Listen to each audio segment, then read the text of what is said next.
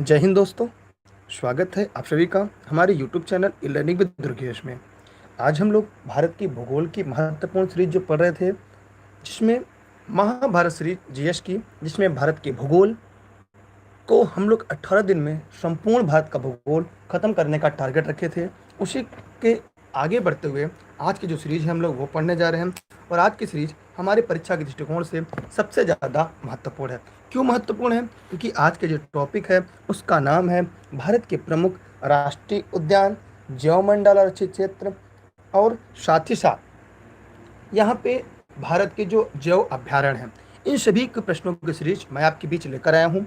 जैसे आप इस क्लास में जुड़िएगा, सबसे पहला काम, इस वीडियो को देखने के साथ साथ कॉपी में नोट्स बनाकर लिखते चले, क्योंकि आज के की पॉइंट किसी भी भर्ती परीक्षा की आप तैयारी कर रहे हैं, एक प्रश्न से अधिक आपके जरूर परीक्षा में पूछे जाएंगे। तो जब आपको ये पता है कि यहाँ से आपको एक से ज़्यादा अंक अर्जित किए जा सकते हैं, फिर इस पर लापरवाही न करके हमें अच्छी तरीके से इसकी तैयारी करना चाहिए। पहला प्रश्न आपके सामने है कि शांत घाटी, साइलेंट वैली कहाँ पर है? तो काफ़ी महत्वपूर्ण प्रश्न है। मैं चाहूँगा कि आप लोग इस प्रश्न का जवाब सभी लोग फटाफट कमेंट करके दें। एकदम आसान प्रश्न है। अगर हम इसे बाई मैप अगर हम देखना चाहें तो ये आपको कुछ इस तरह से दिखेगा।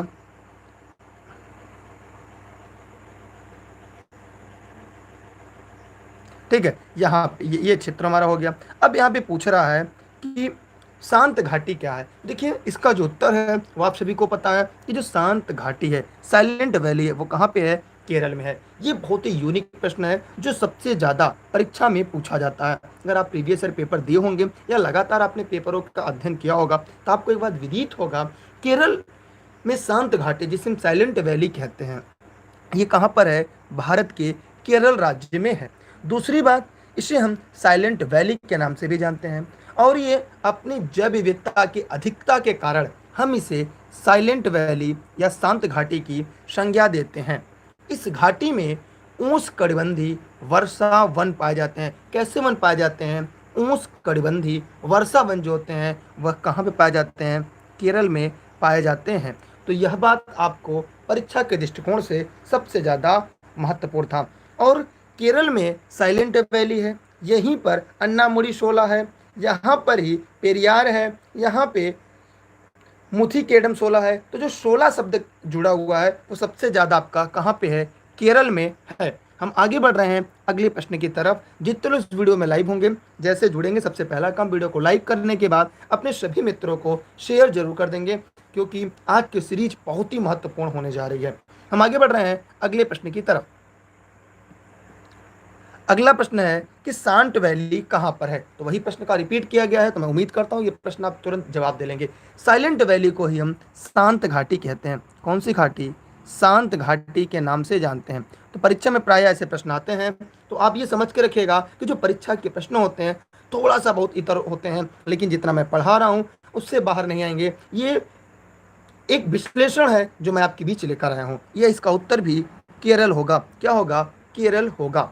यहाँ पे पादपों की दुर्लभ प्रजातियां पाई जाती हैं। केरल को मसालों की रानी कहते हैं। क्या कहते हैं? केरल को मसालों की रानी के नाम से भी जाना जाता है। इसलिए दिए गए प्रश्न का उत्तर जो होगा वह 20 का राइट आंसर है। जिन साथियों ने दिए गए प्रश्न का उपयुक्त विकल्प बी लगाया है उन सभी के जवाब पूरी तरीके से सही हैं। मैं अब बढ़ रहा हूं अगले प्रश्न की तरफ। तो मैं चाहूंगा जो लोग इस वीडियो को देख रहे हैं फटाफट कमेंट करें और ज़्यादा से ज़्यादा लोगों तक शेयर करने का एक छोटा सा कष्ट कर सकते हैं। अगला प्रश्न आपके सामने आ चुका है। अगला है, पर्यावरणीय आयोजन संगठन कहाँ पर है? एक ऐसा प्रश्न है जो सबसे ज़्यादा परीक्षा में पूछा जाता है। मैं उम्मीद करता हूँ सभी लोग इस प्रश्न का उत्तर जरूर देंगे। तो ये जहाँ पर है इसका उत्तर फटाफट बताइए।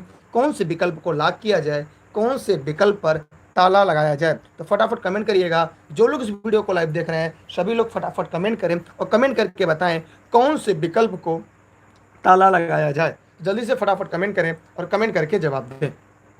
देखिए, इसका उत्तर आप लोगों ने सही बताया, बहुत सारे लोगों ने इसका जवाब सही दिया है। ये होगा नीरी। और यह प्रश्न पूछता है नीरी कहाँ है? तो प्रायः जानते रहिएगा नीरी जो है वो नागपुर में है। कहाँ पर है? नागपुर में है। राष्ट्रीय पर्यावरण अभियांत्रिकी अनुसंधान संस्था, नीरी का फुल फॉर्म अगर लिखना चाहें तो लिख लीजिएगा national environment engineering research institute. अगर आप लिखना चाहें तो जरूर लिख लीजिएगा कॉपी कलम से। प्राय नीरी का फुल फॉर्म भी पूछा जाता है। नीरी का फुल फॉर्म है national environmental engineering research institute, राष्ट्रीय पर्यावरण अभियांत्रिकी अनुसंधान संस्थान। इसलिए दिए गए प्रश्न का जो उपयुक्त विकल्प होगा वो बी इस प्रश्न का राइट आंसर होगा। दिए गए प्रश्न का बी सबसे सही जवाब होगा। अब हम बढ़ते हैं आगे अगले प्रश्न की तरफ। मैं चाहूंगा जितने लोग आप जुड़े हैं कि आप सभी लोग इस वीडियो को शेयर करना चाहेंगे कि अपने सभी दोस्तों को, चाहे अपने फेसबुक पे, अपने व्हाट्सएप ग्रुप पे शेयर कर देंगे तो आपकी संख्या अच्छी हो जाएगी और पढ़ने में और मजा आएगा। हम बढ़ रहे हैं अगले प्रश्न की तरफ। अगला प्रश्न है केरल की मौन घाटी किसके लिए प्रसिद्ध है? आप लोग कमेंट करके जरूर बताइएगा कि केरल की जो मौन घाटी है, मौन घाटी को क्या कहते हैं? फिर शांत घाटी कहते हैं। देख लीजिए, शांत घाटी के नाम से भी जानते हैं, इसे साइलेंट वैली भी कहते हैं। तो मौन घाटी का मतलब साइलेंट वैली होगा। तो बताइए इस प्रश्न में कौन से विकल्प को ताला लगाया जाए? सभी लोग फटाफट कमेंट करेंगे। सभी को एक तरफ से बहुत बहुत शुभकामनाएं। लेकिन पहली सिलेक्शन के लिए पढ़ना है तो पहले हम लोग पढ़ लेंगे, बातें हम लोग क्लास खत्म होने के बाद करेंगे, ठीक है। देखिए, एकमात्र सदाबहार वन है, ये गलत है। यहाँ पे महंगी इमारती लकड़ी मिलती है, ये गलत है क्योंकि ये मसालों की रानी है। ये पिकनिक के लिए अच्छा स्थान है, नहीं जी नहीं, ये भी गलत है। यह केरल राज्य में है और पादपों तथा प्राणियों की दुर्लभ प्रजातियां जो हैं वो केरल की साइलेंट वैली या शांत घाटी में पाई जाती हैं। तो बताइए किस विकल्प को ताला लगाया जाए? आपने सही बताया, किसमें? डी विकल्प को ताला लगाया जाएगा। और डी विकल्प आप सभी का पूरी तरह से सही है, जितने लोगों ने दिए गए प्रश्न का जवाब दिया है। हम बढ़ते हैं अगले प्रश्न की तरफ और मैं चाहूंगा कि आप सभी लोग इलेनी विद दुर्गेश पे जुड़े रहें और आगे एक एक करके अपना सवाल भी लेते रहें और हम भी आपसे एक एक करके सवाल पूछते चलेंगे। प्रश्नों की स्क्रीनशॉट लेकर आपने इसे फेसबुक पर, अपने व्हाट्सएप के स्टेटस पे यूज कर सकते हैं। अगला प्रश्न है केरल में नीरो घाटी स्थित वन किस प्रकार के वन है? ये प्राय परीक्षा में पूछा जाता है। तो मैंने ऊपर स्टार्टिंग में बता दिया था कि जो केरल में वन पाए जाते हैं ये किस प्रकार के वन है, मैंने क्लास के स्टार्टिंग में बता दिया था। अगर आपने ध्यान से पढ़ा होगा, ध्यान से समझा होगा, आप इस प्रश्न का आप तुरंत उत्तर बता देंगे। बताइए फटाफट किस विकल्प को ताला लगाया जाए? ठीक है,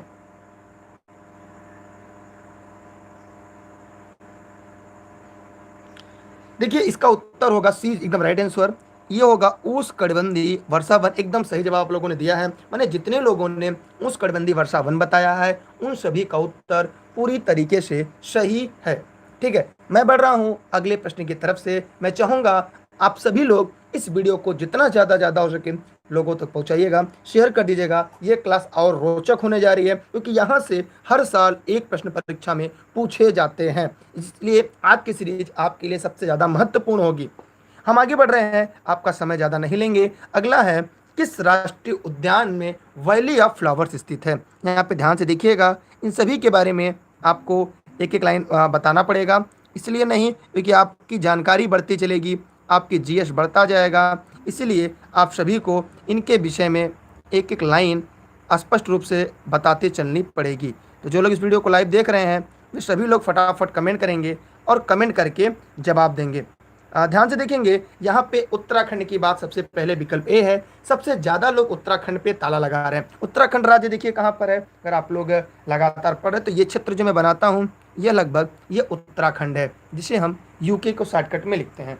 उत्तराखंड में राजा जी, फूलों की घाटी, नंदा देवी, गंगोत्री, जिम कार्बेट और गंगोत्री, ये सभी कहाँ है? हमारे उत्तराखंड में है। इसलिए जितने लोगों ने उत्तराखंड विकल्प को ताला लगाया है उन सभी के जवाब पूरी तरीके से सही हैं। अब एक प्रश्न उठता है, ये उत्तराखंड में फूलों की जो घाटी है इसे कहते हैं फूलों की घाटी। लिखते चलिएगा, हिंदी में इसे कहते हैं फूलों की घाटी। ये किस जिले में है? फटाफट कमेंट करके बताइएगा। यह उत्तराखंड के किस जिले में है? यह भी परीक्षा में प्रश्न पूछा जाता है। और राष्ट्रीय उद्यान इसी राज्य में स्थित है। बताइए, वैली ऑफ फ्लावर राष्ट्रीय उद्यान उत्तराखंड राज्य में स्थित है। और यहाँ पे अन्य राष्ट्रीय उद्यान आपको मिल जाएंगे, जैसे नंदा देवी, लिखना चाहते लिख लीजिएगा, नंदा देवी, एक इंपॉर्टेंट है, नंदा देवी आपको मिल जाएगा, फिर यहाँ से राजा जी मिल जाएगा। प्रश्न पूछा जाता है कि राजा जी कहाँ पर है राष्ट्रीय उद्यान, तो राजा जी राष्ट्रीय उद्यान उत्तराखंड में, नंदा देवी भी उत्तराखंड में है, इसलिए इसका चमोली एकदम सही बताया है, ये उत्तराखंड का चमोली जिले में है। जी हाँ, चमोली जिले में वैली ऑफ फ्लावर या फूलों की घाटी स्थित है। तो जितने लोगों ने उत्तराखंड का चमोली जिला बताया उन सभी के जवाब पूरी तरीके से सही हैं। अब हम बढ़ते हैं अगले प्रश्न की तरफ। यहाँ से किसी को कोई डाउट हो तो बिना हिचकिचाहट के पूछ सकता है। ठीक है, मैं आगे बढ़ रहा हूँ अगले प्रश्न की तरफ। ठीक, इसकी स्क्रीनशॉट अगर हो सके आप सभी अपने पास सुरक्षित रख लें। हाँ, नंदा देवी, राजा जी, जिम कॉर्बेट, जी हाँ। अगला है भारत का प्रथम राष्ट्रीय उद्यान कौन सा है। तो जो लोग वीडियो को लाइव देख रहे हैं वे लोग फटाफट कमेंट करके बताएं कि भारत का प्रथम राष्ट्रीय उद्यान कौन सा है। एकदम आसान प्रश्न है और ये परीक्षा में कई बार पूछा जा चुका होगा। अगर आप इलेनी विद दुर्गेश पे पहले से जुड़े होंगे तो भी पता होगा, और अगर आप थोड़े बहुत कहीं ना कहीं आपने इसको जरूर पढ़ा होगा। अगर आपने पढ़ा है तो बिना समय गंवाए फटाफट इसका उत्तर आपको देना है। तो बताइए, सभी लोग बताएं। देखिए, अगर इसका नाम जो है वो आप लोगों ने एकदम सही बताया है, क्या आप लोग इस वीडियो को शेयर करेंगे? क्योंकि आप लोग शेयर कर देंगे तो कम से कम 1000 लोग तो लाइव देख सकें। आप लोग की बताइए, 1000 लोग भी नहीं लाइव पहुंचा पाते। अगर आप लोग एक दिन में 10 लोग को भी जोड़ेंगे तो 2000 की संख्या हो जाएगी लाइव देखने की। पढ़ाने में अगर कोई कमी हो तो जरूर बताइएगा। देखिए, भारत का जो प्रथम राष्ट्रीय उद्यान था इसके बारे में पूरी अच्छी तरह से डिफाइन करके बताऊंगा। उसका उत्तर पहले मैं बता दूं, इसका उत्तर आप लोगों ने एकदम सही बताया है, जिम कॉर्बेट नेशनल पार्क। तो यह कुमाऊं हिमालय के पादगिरी में स्थित है। ये कहाँ स्थित है? कुमाऊं हिमालय, लिखते चलिएगा, ये कुमाऊं हिमालय, कुमाऊं हिमालय के पादगिरी, कुमाऊं हिमालय के पादगिरी में स्थित है और यह लगभग 521 वर्ग किलोमीटर में फैला है।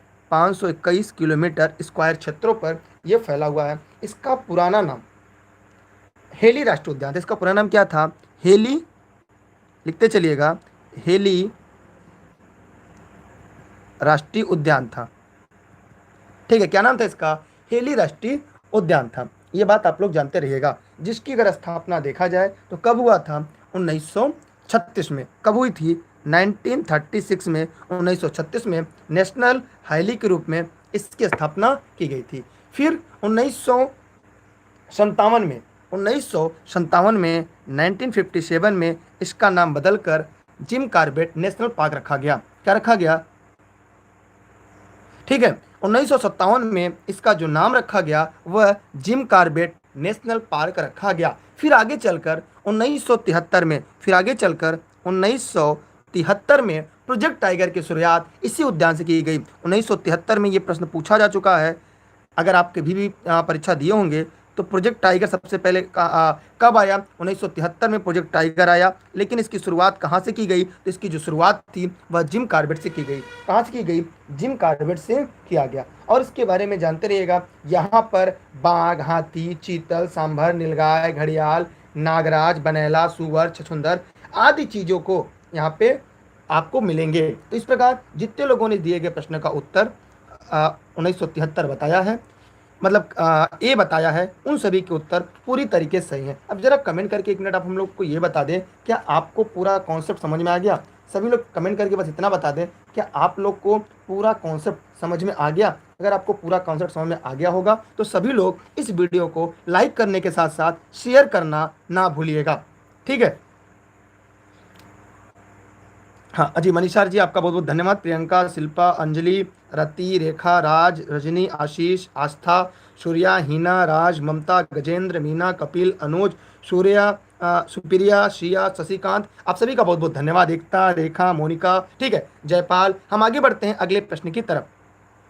देखिए यहाँ पे क्या क्या हमें पढ़ने को मिला। मैं एक बार सारे कॉन्सेप्ट को रिपीट कराऊंगा क्योंकि हमें केवल प्रश्न का उत्तर नहीं जानना है, हमें सिलेक्शन लेना है। तो भारत का प्रथम राष्ट्रीय उद्यान जो था वह नेशनल हेली राष्ट्रीय उद्यान 1937 में इसकी स्थापना की गई थी। फिर आगे चलकर 1957 में यहाँ पे इसका नाम जिम कॉर्बेट नेशनल पार्क रखा गया। फिर आगे चलकर 1973 में प्रोजेक्ट टाइगर की जो शुरुआत होती वह यहीं से शुरू की जाती है। इसलिए इस प्रश्न के बारे में मैंने कई चीज़ें आपको कंफर्म कर दिया। आरके जी ने एक नई चीज़ें बता दी कि रामगंगा नदी इसके मध्य से निकलती है। सोचिए यहाँ पे इतने अच्छे अच्छे विद्वान लोग आप लोग मेरे साथ पढ़ रहे हैं, ठीक है, कितना अच्छा लगा। ठीक है, सुरेश यादव जी बहुत बहुत धन्यवाद आपका, तनुजा जी, राज, साक्षी, चलिए बहुत बहुत धन्यवाद आपका। हम आगे बढ़ते हैं, नाम से ज़्यादा सिलेक्शन माने रखता है। आगे बढ़ रहे हैं अगले प्रश्न के लिए, इसकी स्क्रीनशॉट जरूर क्लिक कर लें। अगला प्रश्न आपके सामने है, भारत के कुल भौगोलिक क्षेत्र पर कितना प्रतिशत वन भूमि है? तो ये प्रश्न मैं चाहूंगा कि जितने लोग इस वीडियो को लाइव देख रहे हैं वे सभी लोग फटाफट कमेंट करके बताएं, भारत का कुल कितना भौगोलिक क्षेत्र वन भूमि है? सभी लोग फटाफट कमेंट करके जवाब देंगे। देखिए इस प्रश्न में जो चारों विकल्प है वो चारों यहाँ पे अभी तो गलत हम लोग को मानना पड़ेगा, क्योंकि जो भारत वन रिपोर्ट आई है, भारत का वन रिपोर्ट 2017 का, इसमें जो दिया गया है जो कुल भौगोलिक क्षेत्र पर वन है वो है 21.54%। ठीक है, अगर यहाँ पे देखा जाए तो ये अगर क्षेत्रफल वर्ग किलोमीटर में तो 7,08,273 किलोमीटर स्क्वायर है।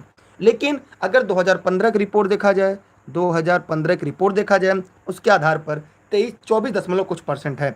हाँ, तो जो 33% बता रहे हैं ना ये मानक है, 33 और 66 का मानक है। यहाँ पे मानक नहीं पूछा, यहाँ पे पूछा कितने हैं। तो जब हैं की बात करेगा तो इसलिए यहाँ पर कोई भी विकल्प पूरी तरीके से सही नहीं है। मतलब विकल्प पूरी तरीके से नहीं ये सही है, नहीं ये सही है, नहीं ये सही है, नहीं ये सही है। वैसे अगर आपको लगाना है तो लगभग में आप 23 लगा सकते हैं, लेकिन आप एग्जैक्ट जो है कोई भी सही नहीं है।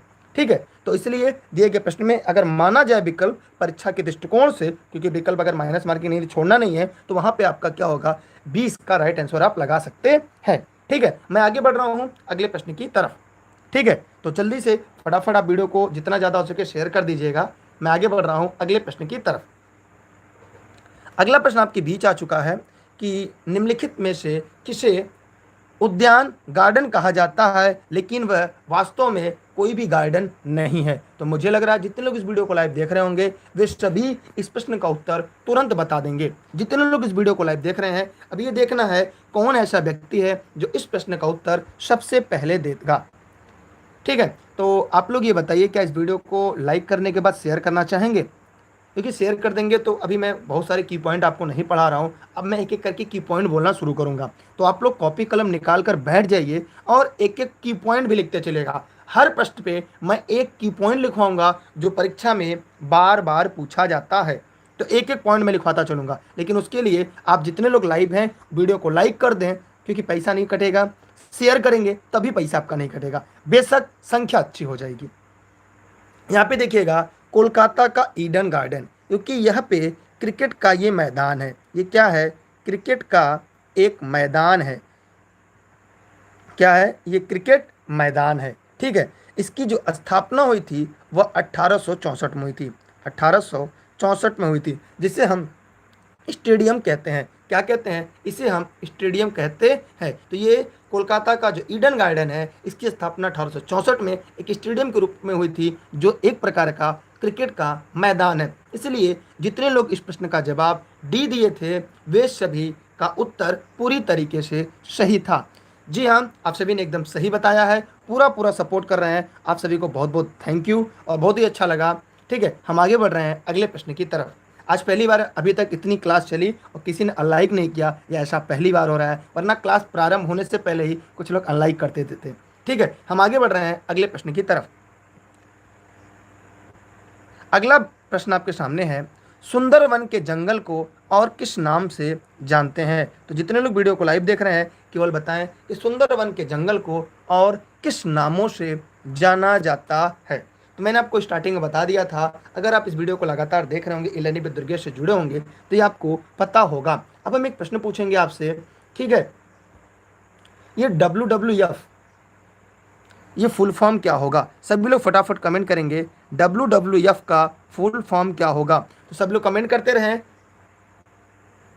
देखिए सभी लोग कमेंट भी करते रहे और प्रश्न का जवाब भी देते रहे, मजा आ जाएगा। देखिए सुंदरबन का जो जंगल है उसे हम मैग्रो वन कहते हैं। क्या कहते हैं? उसे मैग्रो वन के नाम से जानते हैं। इसे सुंदरबन क्यों कहते हैं? क्योंकि यहाँ पे सुंदरी के वृक्ष बहुतायत में मिलते हैं। सुंदरी के वृक्ष बहुतायत में मिलते हैं, इसलिए इसे सुंदरवन के नाम से भी जाना जाता है। ठीक है, जो मैग्रो वन का एक उदाहरण है। और ये जो मैग्रो वन है, ये जो सुंदरबन है, यह केवल आप देखेंगे तो यह कच्छ के रण में भी फैला हुआ है। ठीक है, ये कुछ कच्छ के रण में भी फैला है, केवल ये डेल्टा पर ही नहीं बना है। इसलिए इसको जब हम लोग और आगे पढ़ेंगे जब मैप बनाकर, तो हम इसके अन्य तथ्यों को भी आपके सामने डिफाइन करेंगे। ठीक है, चलिए आप लोगों ने बहुत अच्छा जवाब दिया। इसका फुल फॉर्म अभी तक किसी ने सही नहीं बताया। इसका जो पूरा फुल फॉर्म होगा वो world wild fund for nature, world wild fund for nature. तो इसके बारे में अगर आप लोग एक लाइन लिखना चाहें तो लिख लीजिएगा कि मानव पर्यावरण सम्मेलन 1972, मानव पर्यावरण सम्मेलन 1972 स्टॉकहोम, स्टॉकहोम के एक समझौते में भारत 1973 से, भारत क्या करेगा 1973 से WWF की सहायता से, किसके? WWF की सहायता से प्रोजेक्ट टाइगर की शुरुआत की गई। इससे प्रोजेक्ट टाइगर लिख लीजिएगा, प्रोजेक्ट टाइगर की शुरुआत की गई। तो इसलिए मैंने बता दिया कि प्रोजेक्ट टाइगर का संबंध WWF से था। यह आपका की पॉइंट था, world wild fund for nature. इसका पूरा फुल फॉर्म लिखिएगा, world wild fund for nature. अगर पूरा लिखेंगे, क्योंकि यह प्रीवियस ईयर पेपर में पूछा जा चुका है, कई परीक्षा में पूछा जा चुका है, इसलिए इसका फुल फॉर्म लिखिएगा। ये कॉपी में की पॉइंट बनाकर लिखते चलिएगा। मैं हर एक प्रश्न पे एक एक की पॉइंट आपको लिखवाता चलूंगा, एक एक की पॉइंट आपको लिखवा दूंगा। हम आगे बढ़ रहे हैं अगले प्रश्न की तरफ। ठीक है, यहां से कोई दिक्कत हो तो आप बिना हिचक के पूछ सकते हैं। स्क्रीनशॉट हो गया? अगला है, गंगा डेल्टा के मैग्रो वन को क्या कहते हैं? जल्दी से बताइए कौन से विकल्प को ताला लगाया जाए। एकदम आसान प्रश्न है। जितने लोग इस वीडियो को लाइव देख रहे हैं सभी लोग फटाफट कमेंट करें और कमेंट करके जवाब दें। जैसे मैंने आज कहा कि वीडियो में कोई लाइक नहीं, किसी ने अपनी व्यक्तित्व को प्रदर्शित कर दिया। ठीक है, जैसे आपको मैं एक छोटा सा एग्जांपल दो, प्रश्न आसान है। जैसे अगर ये कोई गिलास है, अगर इस गिलास में, ये गिलास में जैसे यहाँ पे जल भरा हुआ है, अगर ये आधा भरा है आधा खाली है, मतलब इस गिलास को हम ये भी कह सकते हैं कि ये आधा खाली है। देखते हैं, इससे हम ये कह सकते हैं ये आधा खाली है, और इसे कह सकते हैं आधा भरा है। बताइए इसमें कौन सा सही है? क्या कोई अंतर है दोनों में? जरा आप लोग कमेंट करके बताएं। अगर इस कोई ग्लास रखा गया है और कोई ग्लास में इस तरह से पानी रखी गई है और आधा खाली है आधा भरा है, क्या इन दोनों में कोई अंतर है? तो पता है एक अंतर है, इसमें सकारात्मक सोच है और इसमें नकारात्मक सोच है। माने यह आपके सकारात्मक सोच को दर्शाता है कि आप खाली हुई चीज को आधी भरी हुई दिखाई देती है और इन्हें आधी खाली दिखाई देती है। इसमें एक सोच का बड़ा फर्क है, क्या कि यह नकारात्मक सोच के लोग होते हैं और ये सकारात्मक सोच के लोग होते हैं। ऐसे लोग हमारे आपके बीच में भी होते हैं। ठीक है, जैसे मैंने कहा अभी तक आप लोगों ने वीडियो को लाइक नहीं किया, भैया लाइक नहीं हुआ, तुरंत किसी ने बटन दबा दिया, तो इसका मतलब यह है कि ऐसे लोग भी इस समाज में है। ये न खुद आगे बढ़ते हैं न दूसरों को बढ़ते देख सकते हैं। इसी के साथ हम आगे बढ़ते हैं। लेकिन आप सब अच्छे लोग हैं, भगवान करे आप लोग ऊंचाइयों पर जाएं। आगे बढ़ रहा हूँ अगले प्रश्न की तरफ। इसका उत्तर होगा सुंदर वन। क्या होगा? जो गंगा डेल्टा के मैग्रो वन को हम सुंदर वन के नाम से जानते हैं। ठीक है, भारत और बांग्लादेश, अगर हम इसको मैप में ड्रा करें तो यहाँ पे अगर हम देखा जाए यहाँ पे सुंदरवन के बारे में,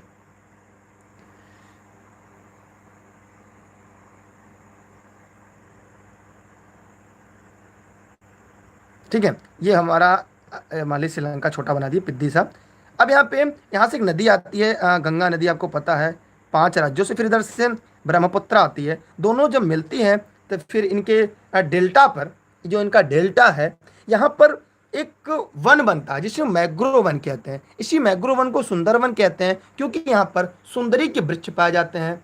ठीक है, ठीक है, तो सुंदरी के वृक्ष पाए जाते हैं, इसलिए इसे सुंदरवन के नाम से जानते हैं। और ये भारत और बांग्लादेश के बीच विश्व का सबसे बड़ा नदी डेल्टा है। ये भारत और बांग्लादेश के बीच विश्व का सबसे बड़ा नदी डेल्टा है, जिसे हम सुंदरवन डेल्टा के नाम से जानते हैं। इसे सुंदरवन राष्ट्रीय उद्यान के नाम से भी जाना जाता है। रॉयल बंगाल टाइगर के लिए प्रसिद्ध है। कौन से? रॉयल बंगाल टाइगर, लिख लीजिएगा, रॉयल बंगाल टाइगर के लिए ये प्रसिद्ध है, इसलिए इसे अब सुंदरबन राष्ट्रीय उद्यान के नाम से भी जाना जाता है। तो आप ये चीज़ अगर आप अच्छी तरह से जानते रहेंगे तो ये परीक्षा में आपके लिए कुछ हद तक ज़्यादा आपकी मदद कर सकती है।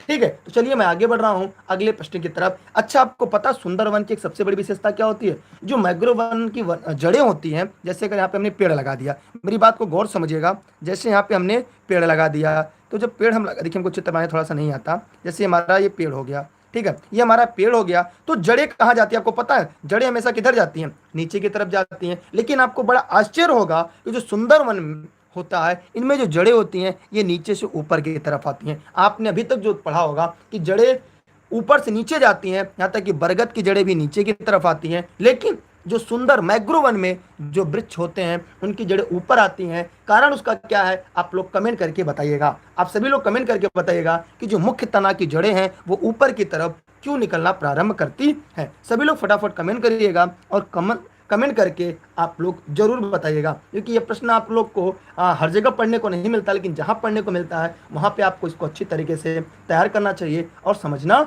चाहिए। मैं आगे बढ़ रहा हूँ अगले प्रश्न की तरफ।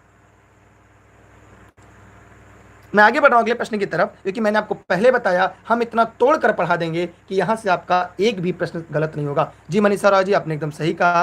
अब अगला आया है, भरतपुर पक्षी अभ्यारण्य किस राज्य में है? तो फटाफट कमेंट करते रहिएगा और यहाँ से एक एक प्रश्न आप लोग को बताते रहना होगा कि जो भरतपुर पक्षी अभ्यारण्य है वो कहाँ पर है। एक प्रश्न मैं अपने से पूछता रहूंगा कि गर्म पानी का अभ्यारण्य कहाँ है? गर्म पानी का अभ्यारण्य कहाँ है? गर्म पानी का अभ्यारण्य कहाँ पे है? है कोई ऐसा बताने वाला?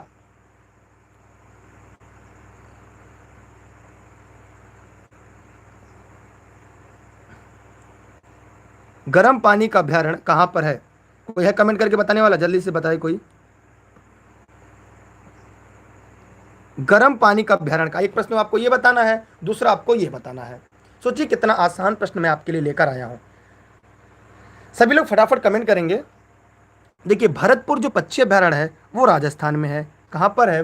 राजस्थान में है। अगर कोई इसकी विशेषता बता सकता है तो उसका बहुत बहुत धन्यवाद होगा, नहीं बताएगा तो भैया हम ही हैं। हमारा उद्देश्य ही है कि आपको पूरा तोड़कर पूरा स्पष्ट रूप से बताना। आप बताएं या ना बताएं, मैं तो भैया बताऊंगा ही, क्योंकि मेरा काम ही है। तो राजस्थान में क्या क्या है? सरिस्का, रणथंभौर, केवलादेव, घाना, ये सभी कहाँ पर है? ये आपके राजस्थान में है। तो इसका उत्तर आप लोगों ने एकदम सही बताया। अब गर्म पानी का अभ्यारण्य कहाँ है? ठीक है, गर्म पानी का अभ्यारण्य कहाँ है तो इसको लिख लीजिएगा, कार्बी आंगलोंग। कहाँ पर है? कार्बी, लिखते चलिएगा, कार्बी आंगलोंग। ये सारे प्रश्न आपके काम आ जाएंगे। आंगलोंग ये कहाँ पर है? ये असम में है। कहाँ पे है? असम, जिसे हम पहले असम के नाम से जानते थे। तो गर्म पानी का अभ्यारण्य कार्गी आंगलोंग असम राज्य में है। ठीक है, तो ये आप लोग स्क्रीनशॉट रख लीजिएगा, क्योंकि यह परीक्षा में अगर आपके आ जाएगा कि गर्म पानी का अभ्यारण्य, तो कहेंगे सर गर्म पानी का अभ्यारण्य? हाँ जी, गर्म पानी का अभ्यारण्य भी होता है। मैं आगे बढ़ रहा हूं अब अगले प्रश्न की तरफ। स्क्रीनशॉट हो गया आपका? चलिए, अगला प्रश्न आपके बीच आ गया है, हरियाणा में सुविख्यात पक्षी विहार कौन सा है? तो जो लोग वीडियो को लाइव देख रहे हैं फटाफट कमेंट करके बताएंगे। ये हरियाणा का जो पक्षी विहार है वो कहाँ पर है? हरियाणा के गुरुग्राम में है। कहाँ पे है? गुरुग्राम में है। तो जल्दी से फटाफट कमेंट करके बताएंगे हरियाणा के गुरुग्राम में किस नाम से है? बताएं सभी लोग फटाफट। एक तो यहाँ पे काल शेर है, पहला क्या है? काल शेर, अब काल शेर उद्यान। दूसरा क्या है? सुल्तानपुर। दूसरा क्या है? सुल्तानपुर। जी हाँ, आप लोगों ने एकदम सही बताया, Sultanpur is the right answer.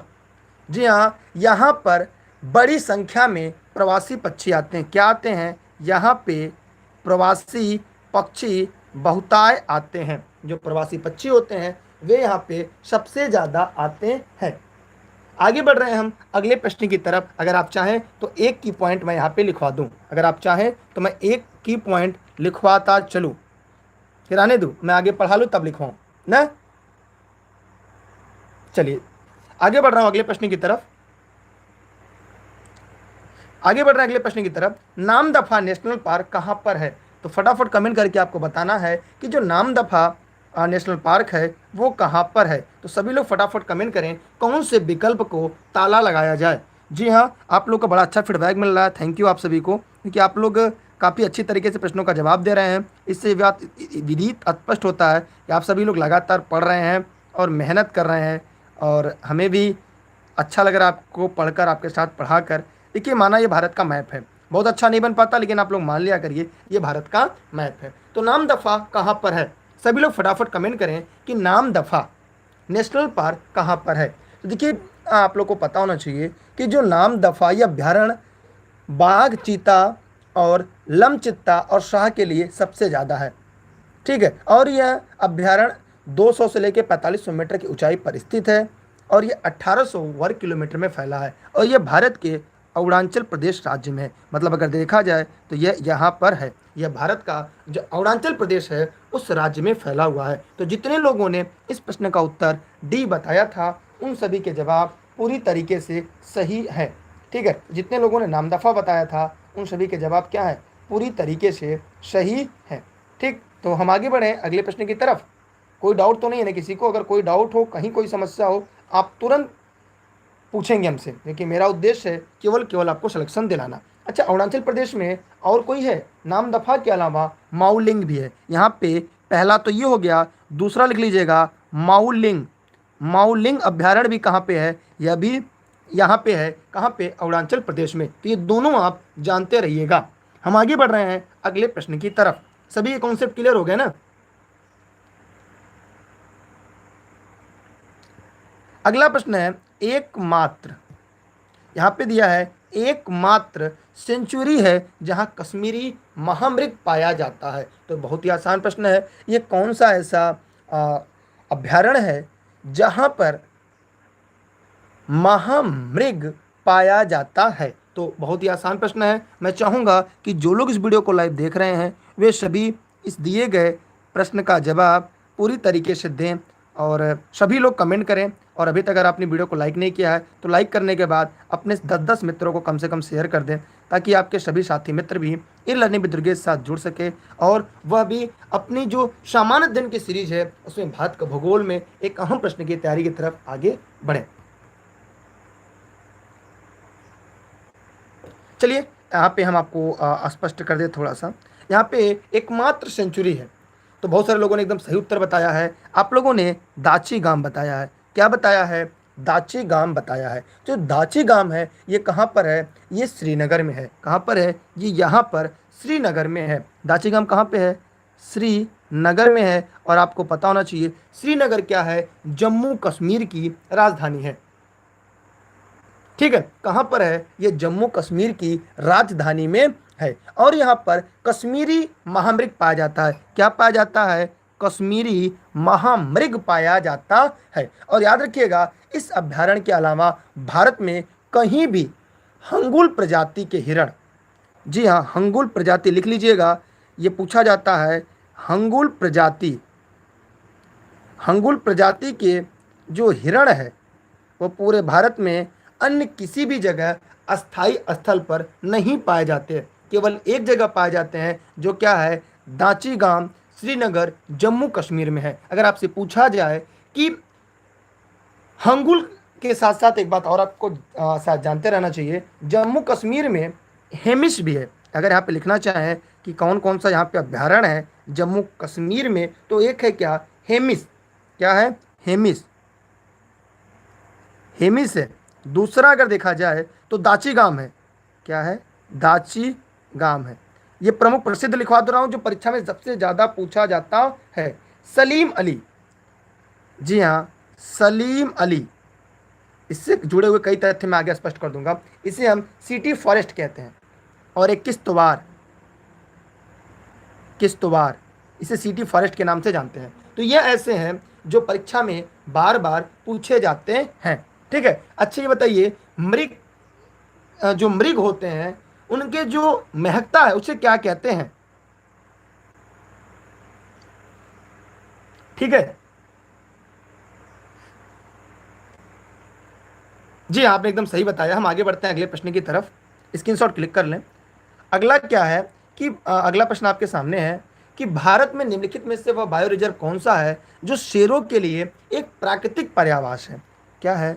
एक प्राकृतिक पर्यावास है। तो बहुत ही आसान प्रश्न है। तो जितने लोग इस वीडियो को लाइव देख रहे हैं तो आप लोग जानते होंगे ऐसा कहां पर है।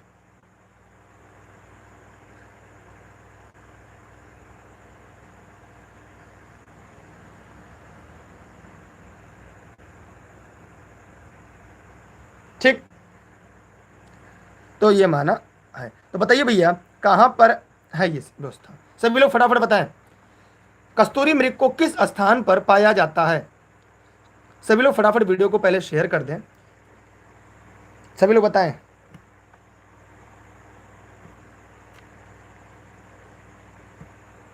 जो लोग इस वीडियो को लाइव देख रहे हैं वो फटाफट कमेंट करते रहें, कमेंट करके अपने प्रश्नों को जवाब भी देते रहें, ताकि जैसे जो हम लोग का जो प्रश्न के तथ्य भी हैं वो भी हमारे और आपके सामने आते रहें। तो बताएंगे आप लोग कि हम पढ़ाते ही चले जाएं, आगे चलें। चलिए, जब आप लोग नहीं बताएंगे तो हम ही बता देते हैं। देखिए यहाँ पे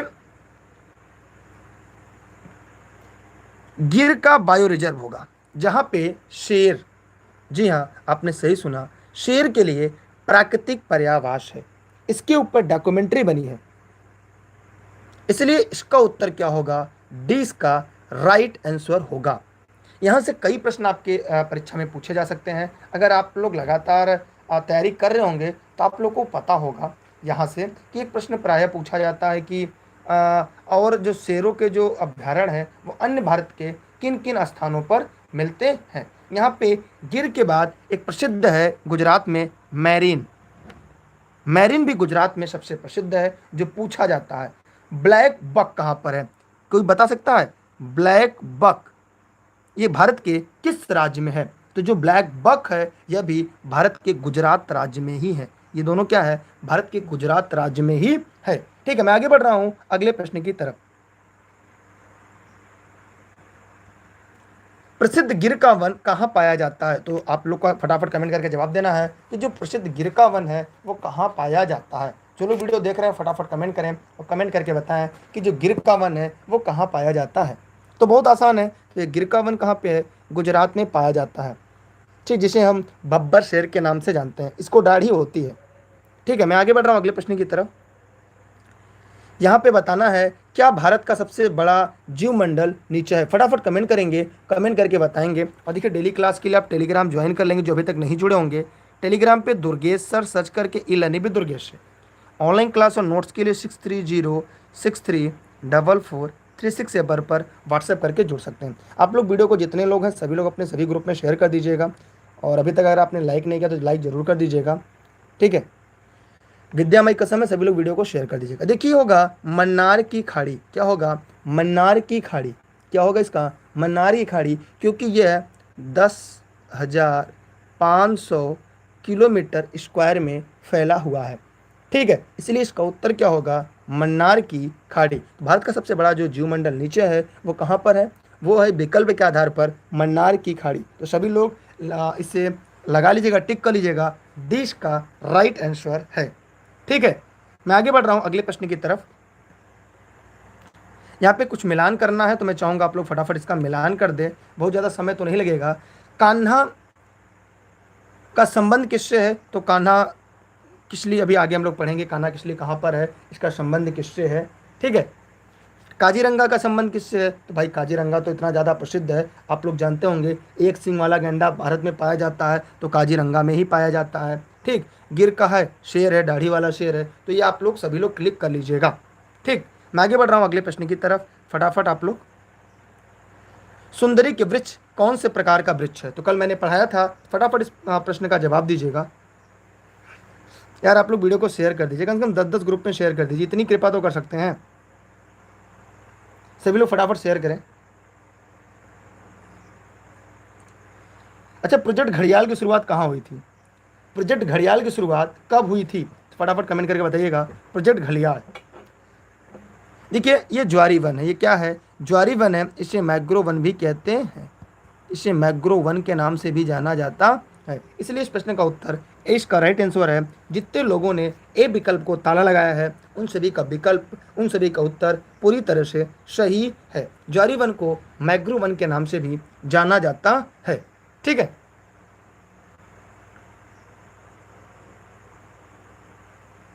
हम आगे बढ़ रहे हैं अगले प्रश्न की तरफ। मानस पशु विहार किस राज्य में है? एकदम आसान प्रश्न है। मैं चाहूंगा जो लोग वीडियो को लाइव देख रहे हैं वे सभी लोग फटाफट कमेंट करके बताएंगे मानस के बारे में।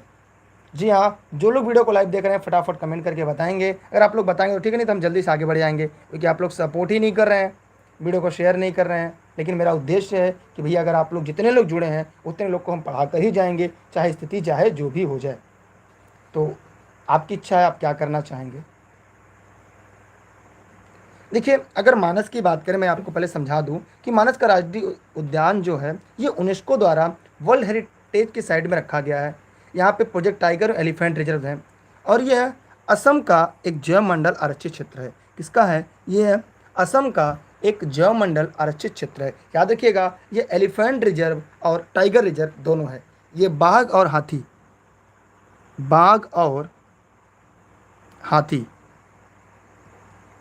ये बाघ और हाथी दोनों रिजर्व है।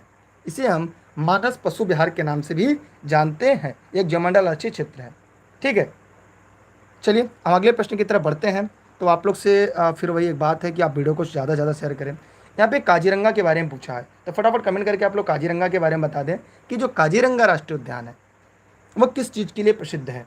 सभी लोग फटाफट कमेंट करें और कमेंट करके बताएं कि काजीरंगा जो राष्ट्रीय उद्यान है वो किस चीज़ के लिए प्रसिद्ध है। अभी जस्ट मैंने ऊपर बताया था, मैं अगर ऊपर बताऊं तो मैं उम्मीद करता हूं कि आप लोग यहाँ पे इस प्रश्न में आप तुरंत बता देंगे। देखिए, ये असम के गोलाघाट तथा नौगांव तक ये फैला है। ये भी वर्ल्ड हेरिटेज की साइड पर है। ठीक है, और विश्व के 2/3 ये दुनिया के 2/3 एक सींग वाले गंडे यहीं काजीरंगा उद्यान में पाए जाते हैं। यहाँ पर विश्व के बाघों की सबसे घनी आबादी है। ये क्या है? ये दुनिया की, ये विश्व की लिखते चलिएगा, ये सभी की पॉइंट है। यह विश्व की सबसे घनी बाघों की आबादी है यहाँ पे। ये बात भी आप जानते रहिएगा काजीरंगा राष्ट्रीय उद्यान में। इसलिए 2006 में इसे बाघ रिजर्व घोषित किया गया। इसे बाघ रिजर्व भी घोषित किया गया है। बाघ रिजर्व घोषित किया गया। ठीक है, अब देखा जाए कि इस उद्यान की विशेषता यहाँ के लंबे एलिफेंटा घास हैं। इस उद्यान को ब्रह्मपुत्र नदी घेरे हुए है। इस उद्यान को, काजीरंगा राष्ट्रीय उद्यान को कौन सी नदी? ब्रह्मपुत्रा। यह ब्रह्मपुत्र नदी क्या की है? घेरे हुए है। ठीक है, यह बात आप लोग जानते रहिएगा। अच्छा, भारत जी हम कमेंट की तरफ इसलिए ध्यान नहीं देते कि कारण यह है कि आप लोग इतने ज़्यादा लोग कमेंट करते हैं, तो कमेंट का जवाब देंगे तो समय आपका बीत जाएगा। वैसे ही मैं एक प्रश्न को इतना ज़्यादा व्याख्या के रूप में पढ़ाता हूँ, तो या तो मैं कमेंट को दे दूँ या मैं इस तथ्य को बता दूँ कि जब मैं कमेंट पढ़ता हूँ तो मैं भूल जाता हूँ। आप देखते हो किसी प्रश्न को मैं जल्दी आगे बढ़ जाता हूँ, तो मैं जब कमेंट पढ़ना शुरू करता हूँ मैं भूलने लगता हूँ। आप ही सोचिए, एक तरफ ध्यान कमेंट पर, एक तरफ कंटेंट में है, तो आदमी भूलना तो लाजमी है। इसीलिए मैं आपके कमेंट पढ़ता हूँ, बस फ़र्क इतना है उसका रिप्लाई नहीं करता। जहाँ रिप्लाई करने योग्य आता है मैं तुरंत रिप्लाई कर देता हूँ, क्योंकि आप लोग पढ़ने के लिए आए हैं, यहाँ पे चैट पे बात करने के लिए नहीं। आप सरकारी नौकरी के लिए इतनी रात को पढ़ रहे हैं, आप मेहनत अपने एम के लिए कर रहे हैं, तो मैं आपके एम, आपके टारगेट के लिए पढ़ा रहा हूँ। मैं भी मेहनत कर रहा हूँ, मैं लगातार बोल रहा हूँ बिना रुके, और मेरा उद्देश्य ये है केवल आपको सिलेक्शन देना। मैं भी आपसे बात कर सकता हूँ, आपका टाइम पास कर सकता हूँ, लेकिन मुझे ऐसा नहीं करना है। मैं केवल ठीक है आपके सिलेक्शन, आपके एम के लिए पढ़ा रहा हूँ। तो अगर आप चाहेंगे थोड़ी सी मदद करेंगे, तो क्या मदद में क्या करना, कुछ नहीं करना, अच्छे से पढ़ते रहना है बस। नाम बहुत बड़ी चीज़ नहीं है, नाम से मोटिवेशन मिल जाएगा, सिलेक्शन नहीं मिलेगा। सिलेक्शन आपको कंटेंट पढ़कर मिलेगा। अगर आपको लगता है कि आपके नाम लेने से आपका सिलेक्शन हो जाएगा, तो मैं आपका लाइव होने के बाद मैं आपका नाम ही ले लूँ। अब सच्चाई ये है कि मैं नाम लूँगा तो समय टूटेगा, और मैं उतने समय में मैं आपको 1 से 2 प्रश्न की नई लाइन बता दूंगा।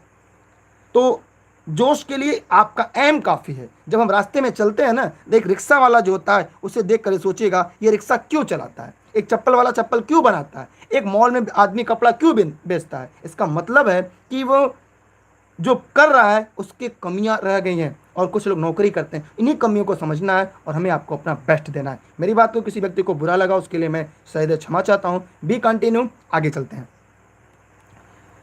काजीरंगा नेशनल पार्क किसके लिए प्रसिद्ध है? तो यहाँ पे दो प्रश्न आ गया है, गैंडे के लिए या बाघ के लिए। तो अगर जब भी कभी काजीरंगा से प्रश्न आएगा तो जो काजीरंगा है यहाँ पे दुनिया में एक सिर वाला जो गैंडा सिर्फ भारत में पाया जाता है, और उसके संरक्षण में 1987 में, काजीरंगा नेशनल पार्क के बारे में आप लोग और जानते रहिएगा, जो काजीरंगा नेशनल पार्क है 1987 में, 1987 में गैंडा परियोजना, जी हाँ, किस किस परियोजना, गैंडा परियोजना की शुरुआत की गई थी। किसकी? एक प्रश्न आता है कि गैंडा परियोजना की शुरुआत कब की गई थी।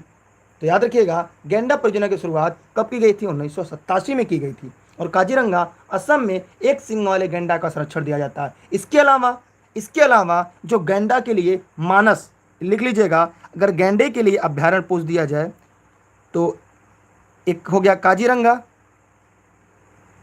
यह भी प्रश्न पूछा जाता है। दूसरा लिख लीजिएगा मानस, ये भी असम में है, ये भी असम में है। फिर और जालदापारा, ये दोनों असम में है, ये आपका पश्चिम बंगाल में है।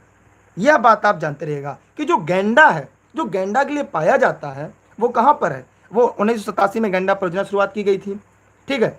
तो इसलिए गैंडा जो है काजीरंगा और मानस जालदापारा में जो पश्चिम बंगाल में है, ये तीनों गैंडों के लिए है। इसलिए दिए गए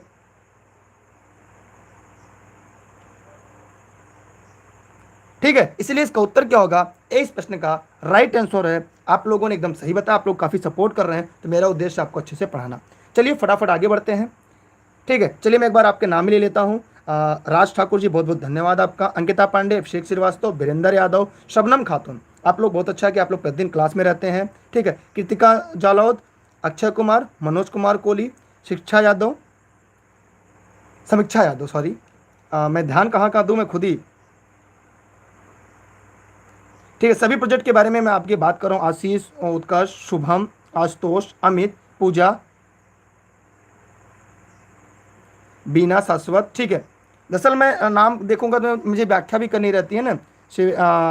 श्वेता यादव, प्रीति विश्वकर्मा, अनुज कुशवाहा, कल्पना, उत्कर्ष, डॉली, शुभम, चलिए बहुत नाम हो जाएंगे। दीपक, पीके, आकाश, उत्कर्ष, डॉली, अंजू। चलिए यहाँ पे अगला प्रश्न है आपका कि भारत में समुद्री गाय, जी हाँ, अच्छा मज़ेदार प्रश्न है, समुद्री गाय किसके बायो रिजर्व क्षेत्र में पाई जाती है? तो फटाफट कमेंट करके बताइएगा, समुद्री गाय कहाँ पाई जाती है? बहुत ही इंपॉर्टेंट प्रश्न है। और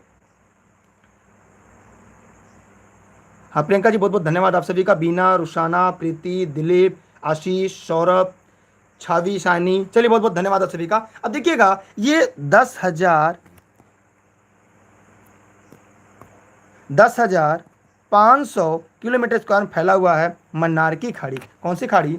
मन्नार की खाड़ी, ठीक है। तो इसके बारे में आप लोग जानते रहिएगा। समुद्री गाय, इसका हम डुगांग कहते हैं, इसे लिख लीजिएगा। समुद्री गाय को हम किस नाम से जानते हैं?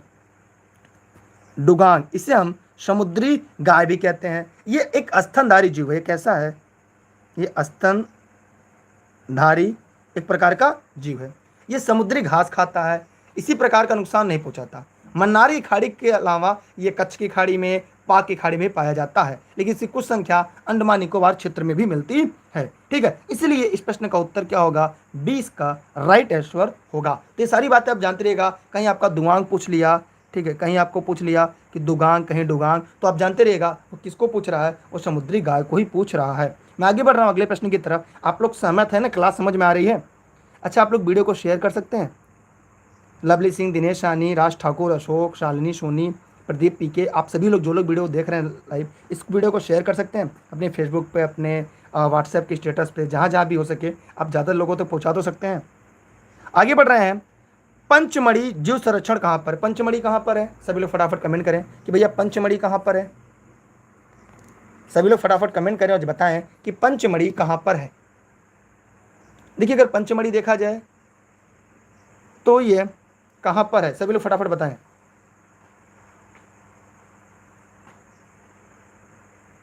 देखिए पंचमढ़ी जहां पर है वहां पे कई प्रसिद्ध हैं, क्या होगा, ये पंचमढ़ी जो है ये मध्य प्रदेश में, मध्य प्रदेश में देखेंगे पन्ना, बांधवगढ़, कान्हा किसली, वन विहार, सतपुड़ा, संजय, पेंच, इंदिरा प्रियदर्शनी के नाम पर है, माधव, ये सभी हमारे कहां पर हैं, मध्य प्रदेश में है। एकदम रट्टा मार दीजिए मेरी तरह, जैसे मैं रट्टा मार दिया हूं, एकदम जितना ज्यादा आप रट्टा मारेंगे उतना ही आपको बेहतर लगेगा। अगर इसकी स्थापना देखें तो 1999 में की गई थी, संरक्षित क्षेत्र के रूप में इसे कब 1999 में इसे मिला था, और 2009 में इसे बायोस्फीयर के रूप में नामित किया गया। मैं आगे बढ़ रहा हूं अगले प्रश्न की तरफ। कान्हा नेशनल पार्क कहां पर है, सभी लोग फटाफट कमेंट करके बताएं। एकदम आसान प्रश्न है, ये कई बार आपके सामने से गुजर चुका है। कान्हा नेशनल पार्क कहां पर है, तो सभी लोग फटाफट कमेंट करें और कमेंट करके बताएंगे कि कान्हा नेशनल पार्क कहां पर है। फटाफट कमेंट करें, कमेंट करके बताएं। जो लोग इस वीडियो को लाइव देख रहे हैं सभी लोग फटाफट कमेंट करेंगे और कमेंट करके बताएंगे कि कान्हा कहां पर है। देखिए जो कान्हा है ये कहां पर है, मध्य प्रदेश के मंडला तथा बालाघाट जिले में है, और इसे राष्ट्रीय उद्यान का जो दर्जा मिला है, जो इसे नेशनल पार्क का दर्जा मिला है, इसे कब मिला है, 1955 में। कब मिला है, 1955 में इसे राष्ट्रीय उद्यान का दर्जा मिला हुआ है। जी आप लोग का बहुत बहुत धन्यवाद, बहुत अच्छा लग रहा है, लेकिन आप लोग वीडियो को शेयर नहीं कर रहे हैं। कम से कम 1000 की संख्या भी तो पहुंचा दें आप लोग। आप लोग प्रतिदिन रात 9:30 बजे क्लास लाइव चलती है, लेकिन आप लोग लाइव आते ही नहीं हैं टाइम से एकदम। मैं आगे बढ़ रहा हूँ अगले प्रश्न की तरफ। कान्हा किसली अभ्यारण्य निम्नलिखित में से किस राज्य में, सेम प्रश्न है। देखिए जो कान्हा किसली है, अगर आपने अभी पढ़ा ही होगा तो कान्हा किसली किसके लिए है, यह एक प्रकार का प्रोजेक्ट टाइगर के अंतर्गत लाया गया था, और ये मैकाल की पहाड़ी में लगभग फैला हुआ है, ठीक, और ये मध्य प्रदेश में है। यहाँ पे रॉयल बंगाल टाइगर ही मिलता है। इसकी स्थापना 1 जून 1955 को गई थी नेशनल पार्क के रूप में। इसका उत्तर क्या होगा, 20 का राइट आंसर है, ठीक। मैं आगे बढ़ रहा हूं अगले प्रश्न की तरफ। विश्व का एकमात्र प्लावी राष्ट्रीय उद्यान कहां पर है, विश्व का एकमात्र प्लावी राष्ट्रीय उद्यान कहां पर है, सभी लोग फटाफट कमेंट करके बताएंगे। बहुत ही आसान प्रश्न है आपका, देखते हैं इस प्रश्न का उत्तर कौन देता है। देखेंगे सबसे पहले इसका उत्तर कौन देता है, सभी लोग फटाफट बताएं। जी हाँ, सबसे पहले रति पाठक, फिर RK सिंह का आया है। देखिए प्लावी राष्ट्रीय पार्क का मतलब क्या है, तैरता हुआ, इसका नाम क्या होगा, एक तरह से तैरता हुआ। तो तैरता हुआ आप लोग को पता हो गया तुरंत, अब आप लोग जान गए होंगे कि भैया फ्लोटिंग केबुल लामजाओ। कौन सा, केबुल लाम जाओ कहां पर है, तो आपने कहा यह राष्ट्रीय उद्यान कहाँ है, लोकटक झील का भी हिस्सा है। किसका, लोकटक झील का। कहां पर है ये मणिपुर में। ये कहां पर है, ये मणिपुर में, ठीक है, कहां पर है, ये मणिपुर में। चलिए मैं आगे बढ़ रहा हूं अगले प्रश्न की तरफ। सभी का कॉन्सेप्ट क्लियर हुआ, जो लोग वीडियो को लाइव देख रहे हैं फटाफट कमेंट करके बताएं, क्या सभी के कॉन्सेप्ट क्लियर हो गए। हाँ ये तैरता हुआ है, और ये आप लोग के लिए आसान है क्योंकि यहाँ पे कई बार प्रश्न पूछा जा चुका है। चलिए अब हम और आगे बढ़ते हैं। एक छोटा सा प्रश्न मैं आपसे पूछूंगा, भारत का सबसे बड़ा चिड़ियाघर कहाँ पर है, सभी लोग कमेंट करके बताएंगे, ठीक है। सभी लोग फटाफट कमेंट करेंगे, भारत का सबसे बड़ा चिड़ियाघर कौन सा है, कहाँ पर है। अगला प्रश्न आपके हैं, केबुल लामजाओ जो विश्व का एक अकेला तैरता हुआ राष्ट्रीय उद्यान है कहाँ पर है, सभी लोग फटाफट बताएं कौन से विकल्प को ताला लगाया जाए। हाँ सबसे बड़ा जो चिड़ियाघर है वो कोलकाता के अलीपुर में है, अलीपुर कोलकाता में है, अलीपुर कोलकाता में है, भारत का सबसे बड़ा चिड़ियाघर है। इसका उत्तर क्या होगा, मणिपुर होगा। तो जितने लोगों ने बी फॉर बॉल बताया है उन सभी का उत्तर सबसे ज़्यादा, मतलब सभी के सही है। एक प्रश्न मैं पूछूंगा कि हंसावर पक्षी कहाँ अंडे देता है, एक प्रश्न लिख लीजिएगा, हंसावर पक्षी अपना अंडा किस उद्यान में देता है? सभी लोग फटाफट कमेंट करके बताइएगा। हंसावार पक्षी अपना अंडा किस उद्यान में देता है या किस स्थान पर देता है? किस उद्यान में या किस स्थान पर देता है, यह कमेंट करके बताएंगे। हंसावर पक्षी बहुत इंपॉर्टेंट है, ये बड़े परीक्षा का पूछा प्रश्न है। आप लोग बताना तो बताइए, नहीं तो मैं आपको बताऊंगा। अच्छा, आप लोग वीडियो को शेयर कर सकते हैं, 10 लोगों को आप लोग एक दिन में जोड़ सकते हैं। ये क्लास प्रतिदिन रात 9:30 बजे चलती है ई-लर्निंग विद दुर्गेश पर। Facebook page, Instagram, Twitter e learning with Durgesh है।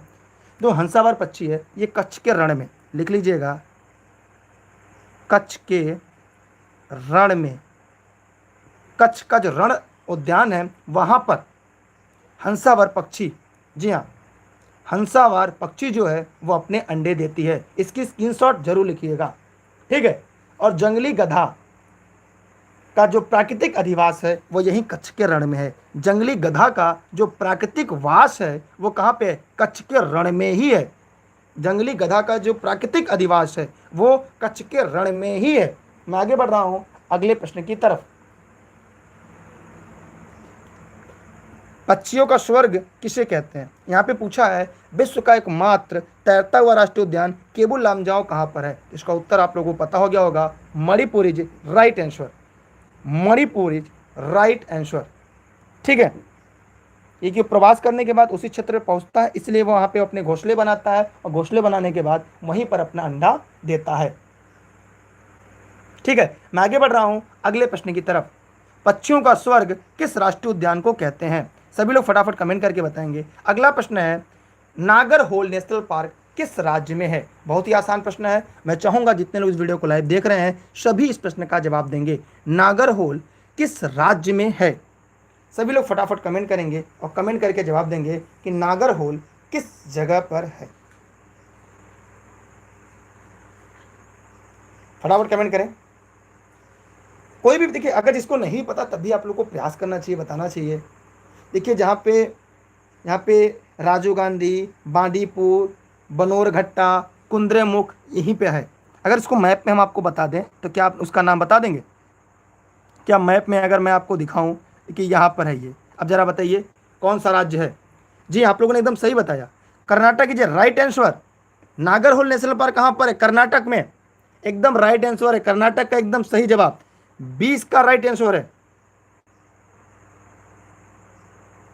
ठीक है।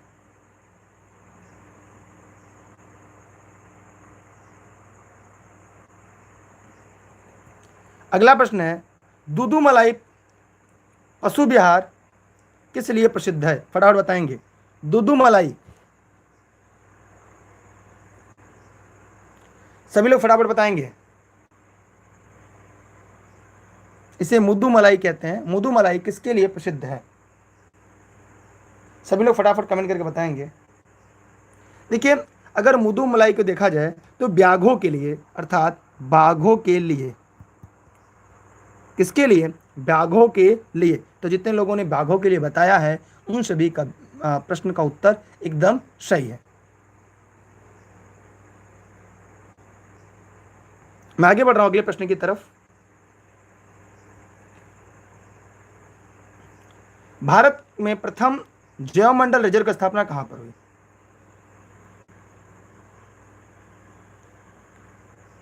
तो भारत में प्रथम जैवमंडल रिजर्व की स्थापना कहां पर हुई? फटाफट कमेंट करके बताएं।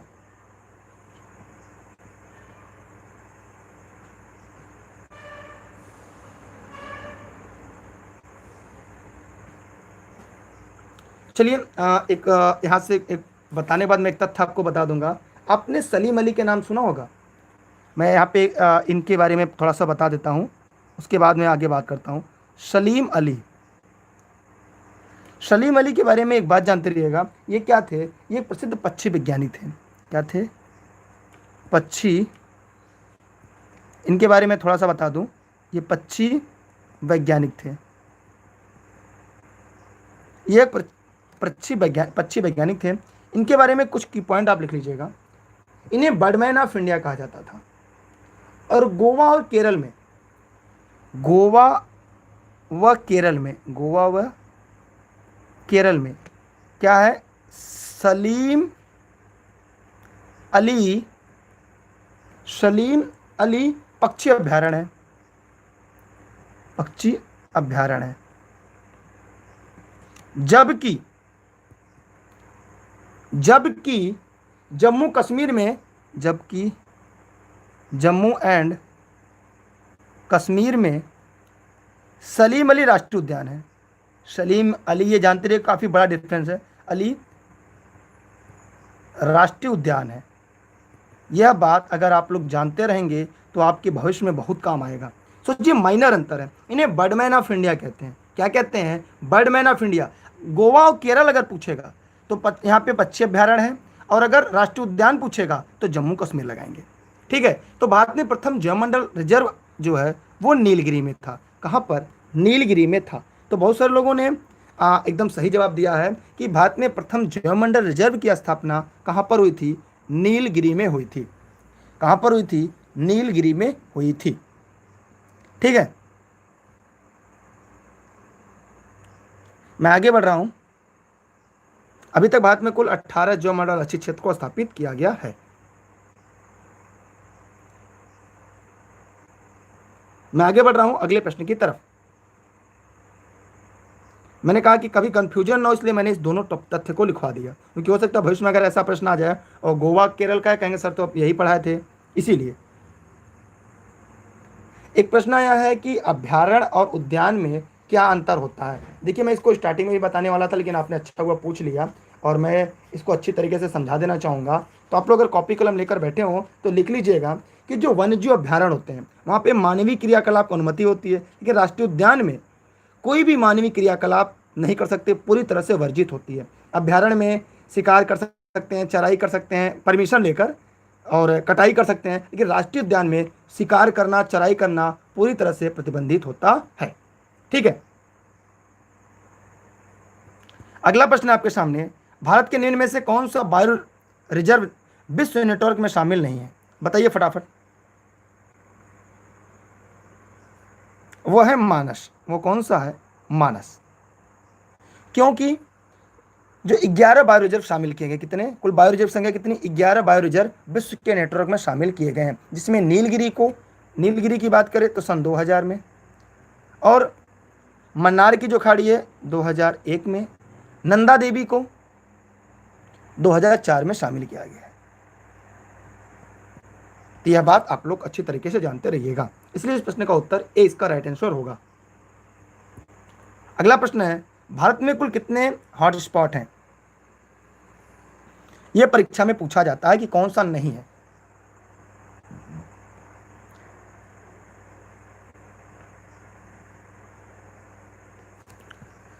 देखिए, अगर चारों का नाम लिखना चाहेंगे तो लिख लीजिएगा।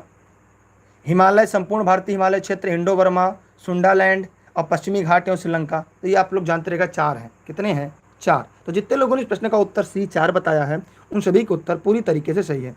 जी, रति पाठक आपका काफ़ी अच्छी तरीके से तैयार है। 4 हॉटस्पॉट हैं। ठीक है, मैं आगे बढ़ रहा हूँ अगले प्रश्न की तरफ। चलिए, आज का ये आखिरी प्रश्न है, इसी के साथ आज की सीरीज पूरी तरह से खत्म हो जाएगी, क्योंकि आपकी संख्या कम हो रही है लगातार। देखिए, नेपाल में कौन सा राष्ट्रीय उद्यान भारत के वाल्मीकि राष्ट्रीय उद्यान की निरंतरता है?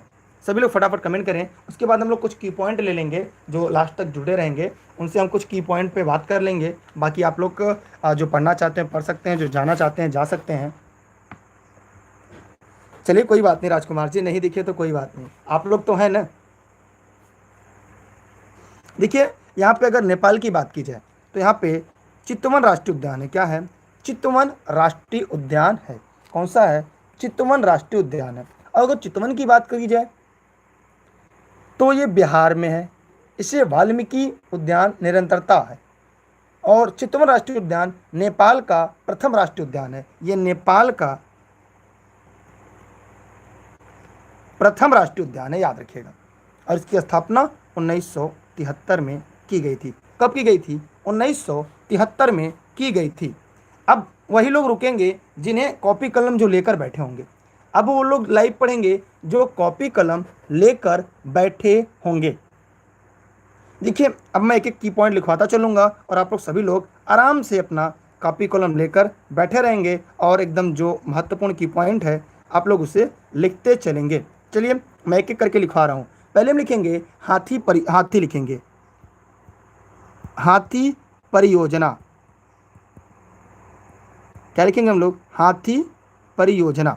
देखिए हाथी परियोजना में, ओहो रुक जाइए, नहीं तो लोग कहेंगे सर इनको लिखने नहीं आता क्या, एक मिनट रुकिएगा।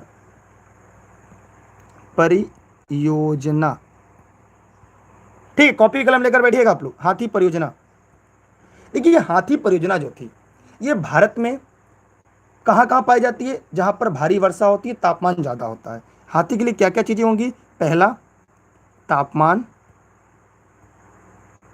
की अधिकता हो, दूसरा बारिश की अधिकता हो, वहाँ पर भारत में हाथी पाए जाते हैं। अगर हम राज्य की बात करें तो राज्य में कौन कौन से हैं, पहला असम में, लिखते चलिएगा असम, दूसरा केरल, तीसरा कर्नाटक।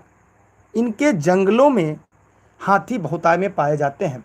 हाथियों की संख्या बढ़ाने के लिए 1992 में हाथी परियोजना की शुरुआत की गई।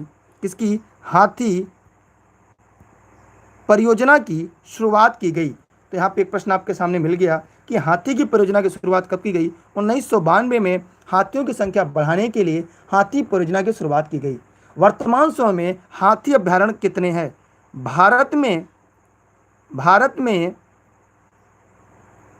हाथी अभ्यारण्य कितने आपको पता है, 32 हैं, लिख लीजिएगा 32 हैं।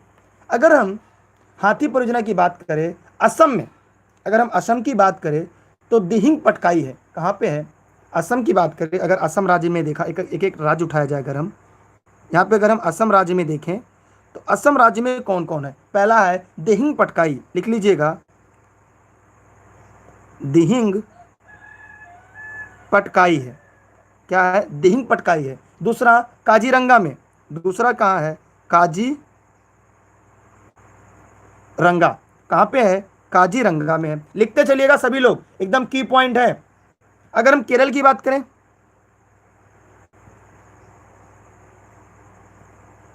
अगर हम केरल की बात करें तो केरल में कहाँ, पेरियार, केरल में कहाँ, पेरियार, तो पेरियार का जो राष्ट्रीय उद्यान है वहां पर है। अगर हम कर्नाटक की बात करें,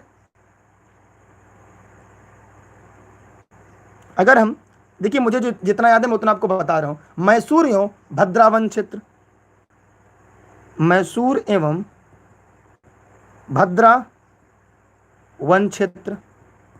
तो यहां से एक प्रश्न प्राय आपकी परीक्षा में पूछा जाता है, क्या क्या पूछा जाता है, आइए उसको जान लेते हैं। जो हाथी परियोजना है, हाथी प्राय विश्ववत रेखी जहाँ उष्णार्ध वन होते हैं वहां पर पाया जाने वाला एक स्थलीय बड़ा जीव है।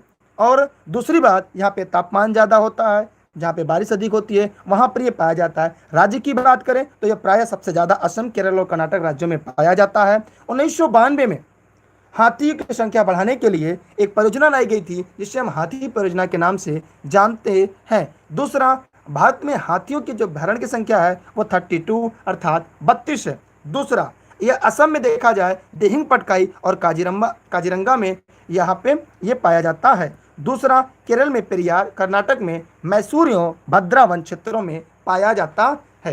तो लग रहा है कि आप लोगों की संख्या काफ़ी कम हो रही है। हिम तेंदुआ एवं पांडा हिमालय के ऊंचे क्षेत्र में पाए जाते हैं। केवलादेव पक्षी विहार भरतपुर साइन क्रेन के लिए प्रसिद्ध है, जहाँ पे शीत ऋतु में प्रवास के लिए आते हैं। यह भारत का सबसे बड़ा पक्षी अभ्यारण्य है। ठीक है, भारत का सबसे बड़ा पक्षी अभ्यारण्य कौन सा है, फटाफट कोई कमेंट करके बताएं। जो लोग वीडियो को लाइव देख रहे हैं सभी लोग कमेंट करके बताएं।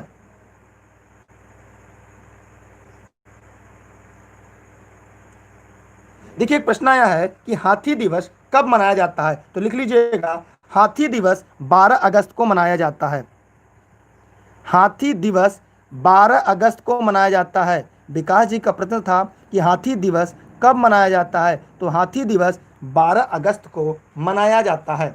ठीक है, हाथी दिवस 12 अगस्त को मनाया जाता है। नंदनकानन जूलॉजिकल पार्क कहाँ पे, भुवनेश्वर में है, जहाँ पे सफ़ेद बाघ पाए जाते हैं। ठीक है, देखिए गांगे सोंस, लिख लीजिएगा गांगे सोंस, जिसे हम नदी डॉल्फिन कहते हैं, गंगा नदी में रहती हैं। ये जन्मांध होते हैं, ये जन्म से क्या होते हैं, अंधे होते हैं। ठीक है, और कोई सवाल किसी का हो तो पूछ सकता है। चलिए, मैंने काफ़ी बता दिया। अगर आपके मन में कोई प्रश्न हो तो जम्मू कश्मीर में दाची गांव राष्ट्रीय उद्यान हंगुल कश्मीर हिरण के लिए प्रसिद्ध है। ठीक है, राजस्थान के जैसलमेर तथा मालवा में सोहना पक्षी पाई जाती है, ग्रेट इंडियन बस्टर्ड कहते हैं। वर्तमान में इनके ऊपर विलुप्त होने का भी खतरा है। तो चलिए, आज की क्लास यहाँ पे खत्म करते हैं हम, क्योंकि आपकी संख्या काफ़ी कम होती जा रही है और आप लोग धीरे धीरे भागना शुरू कर दिए हैं। तो यहाँ से बस इससे ज़्यादा प्रश्न नहीं आता। जो मैंने आपको बता दिया, काफ़ी चीज़ें मैंने बता दिया कि जंगली गधा अभ्यारण्य कहाँ पे है, तो वो भी कच्छ के रण में ही है, ये मैंने अभी कुछ देर पहले बता दिया। अच्छा, एक प्रश्न आप लोग को बताइएगा, गाय अभ्यारण्य कहाँ पर है? सभी लोग फटाफट कमेंट करें, गाय अभ्यारण्य कहाँ पर है? कोई बताएगा कि गाय अभ्यारण्य कहाँ पे है?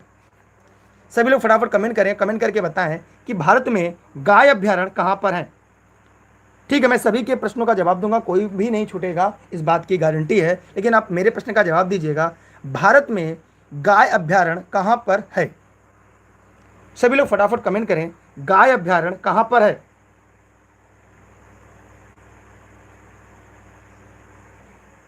बताएं।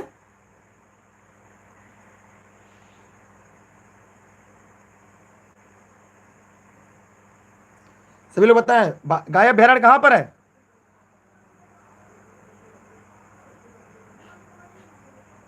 देखिए, जो गाय अभ्यारण्य है मध्य प्रदेश में, याद रखिएगा, गाय अभ्यारण्य मध्य प्रदेश में, सभी लोग नोट डाउन कर लीजिएगा। ठीक है, शाजापुर में है, शाजापुर में, मध्य प्रदेश के शाजापुर में, मध्य प्रदेश के शाजापुर में।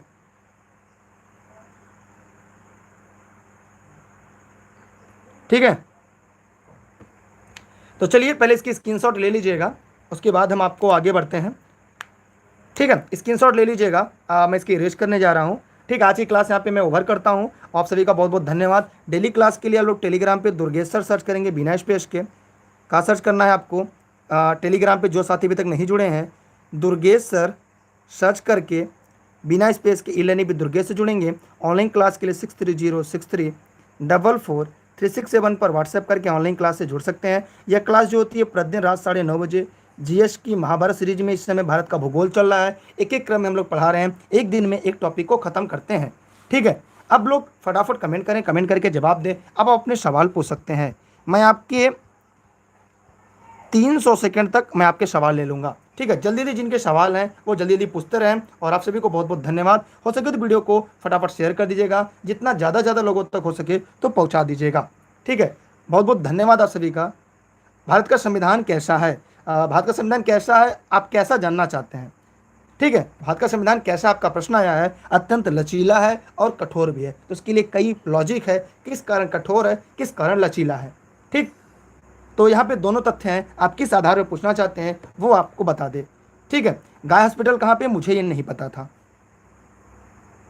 कल्पना जी, बहुत बहुत धन्यवाद आप सभी का। और आप सभी से एक निवेदन है कि वीडियो को सभी लोग लाइक करने के बाद सभी साथियों को अपने शेयर कर दीजिएगा, आप सभी की महान कृपा होगी। ठीक है, तो बहुत बहुत धन्यवाद आप सभी का। अगर अभी तक आपने लाइक नहीं किया तो लाइक करने के बाद अपने सभी ग्रुपों में शेयर कर दीजिएगा। और शाम के 7:30 बजे भी क्लास चलती है आपकी, और संविधान की क्लास 11:30 पर भारतीय संविधान की क्लास चलती है AM पर, वो भी आप लोग नहीं जुड़ते। भारतीय संविधान की सीरीज चली, बहुत ही डीप में सीरीज चल रही है। अगर वो सीरीज आपने एक बार पढ़ ली तो संविधान से प्रश्न कभी गलत नहीं होंगे, चाहे जितना भी घुमाए। हाँ, बहुत से प्रश्न छूट गए हैं, क्योंकि अनुज जी काफ़ी समय कम था ना, इसलिए भी बहुत सारे प्रश्न मैं आगे भी करा दूंगा। ठीक है, हाँ दोनों है ना मीना जी, तभी मैंने कहा ना दोनों है। किस आधार पे आपने पूछा, इसलिए मैंने आपसे पूछा किस आधार पे आपने पूछा। ठीक, नीलगिरी पर्वत साउथ इंडिया में। और कोई सवाल? ठीक है, बहुत बहुत धन्यवाद आप सभी का। वीडियो को सभी लोग शेयर कर दीजिएगा, विद्या माई कसम है, सभी लोग लाइक और शेयर कर दीजिएगा। और वीडियो की स्टार्टिंग से देखिएगा, कम से कम ये 1.5 घंटे की क्लास थी आपकी, और ये क्लास 9:30 बजे पूरी तरह से स्टार्ट हो जाती है। और टेलीग्राम पे जुड़े रहेंगे, Facebook page, Instagram, Twitter, e learning with Durgesh. Rajkumar ji, class complete हो चुकी है, जो आपको वहाँ पे ऐप पे मिल जाएगी। और बाकी जब कोई भी डेट निश्चित होती है तो आपकी मैराथन क्लास स्टार्ट हो जाएगी। इंग्लिश की क्लास 1 बजे से, इंग्लिश की क्लास 1 बजे से स्टार्ट हो जाती है, इंग्लिश 1 बजे से। और कोई सवाल आपका? सुपर टेट के लिए जी, सुपर टेट के लिए भी कोई दिक्कत होता है पूछ सकते हैं। नोट्स के लिए इस नंबर पर व्हाट्सएप करके online class, notes, video lecture संबंधी जानकारी ले सकते हैं। व्हाट्सएप करिएगा। मेरा व्यक्तिगत नंबर चाहिए तो मेरा नंबर कोई भी मांग रहा था 9506701777, बहुत ज़रूरी तब मुझे व्हाट्सएप करिएगा या टेक्स्ट मैसेज करिएगा, कॉल मत करिएगा, ठीक है, कॉल करने से बचिएगा। राशि जी बहुत बहुत धन्यवाद आपका। आशीर्वाद से नहीं, आपकी मेहनत से आप सफल हो जाएंगे। मिन्ना मानसी जी आप लगातार पढ़ते रहे, कोई दिक्कत होता मुझसे पूछिए, मैं आपके प्रश्नों का सभी जवाब दूंगा। फेसबुक पेज पर आप अपने कमेंट डाल के हमसे पूछ सकते हैं। Facebook page elearning with Durgesh, Instagram Twitter elearning with Durgesh पर हमारे साथ जुड़े रह सकते हैं। कोई सवाल हो? चलिए बस बस धन्यवाद आपका। रंजना जी ये कहना नहीं है, विमल सर ज़्यादा अच्छा पढ़ाते हैं, सभी अच्छा पढ़ाते हैं। हाँ जी, अभी क्लास में और नोट्स मिलेंगे आपको, आज नोट्स काफ़ी मिल गए होंगे, जितने सब्जेक्ट है सभी के नोट्स एक एक करके आपको मिलेंगे। हाँ बीज रंजना जी समझ गए, विमल सर को हम जानते हैं, हमारे मित्र हैं, इस समय बलिया में पोस्टेड है असिस्टेंट प्रोफेसर। राती पाठक जी आपका भाग्य है, कोचिंग जब खुलेगा तो आपको सूचित किया जाएगा और आपको न्यूज़पेपर या उसके माध्यम से पता चलेगा, या सरकारी गजट में आएगा। प्रियंका जायसवाल जी आपका बड़कपन है। इमरान राजा जी आप सभी का बड़कपन है। इस वीडियो को शेयर करिए, क्लास खत्म होने के बाद अपनी फीडबैक दे दिया करिए, और सभी लोग आप जाके टेक्स्ट जो कमेंट होता है कमेंट में अपने दे दिया करिए। बताएं शबनम जी का क्या प्रश्न था, मैं ऊपर चला गया होगा, मैंने ध्यान नहीं दिया होगा।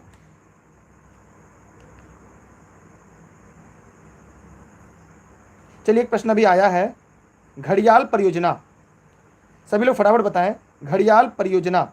जी हाँ मैं भूल गया था, यहाँ पे आ चुका है घड़ियाल परियोजना। सभी लोग फटाफट बताएं घड़ियाल परियोजना कब आई, फटाफट कमेंट करके बता दें, क्योंकि ये प्रश्न परीक्षा उपयोगी, ये पूछा जाता है।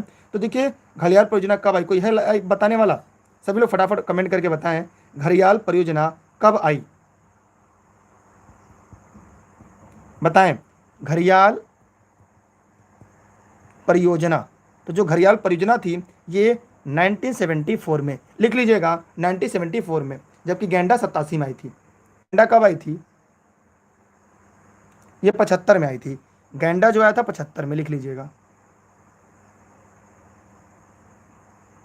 जो गैंडा था वो कब था? 87 में ना, 1987 में, ठीक है।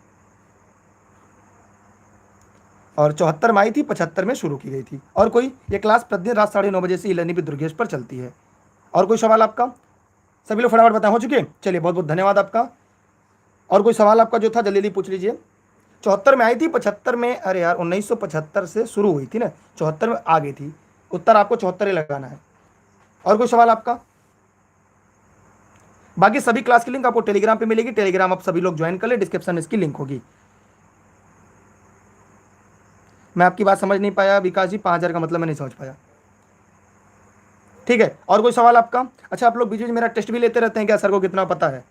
भैया हम जीएस में आपको दिक्कत नहीं होने देंगे, इस बात की गारंटी है मेरी। क्या आप ब्लेस दे दें मैं आपकी?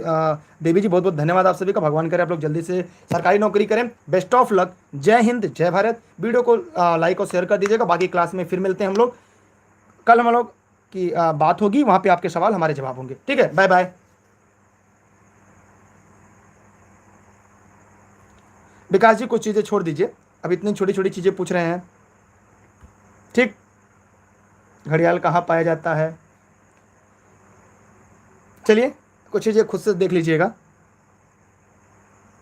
मनोज कुमार जी आपका बड़प्पन है,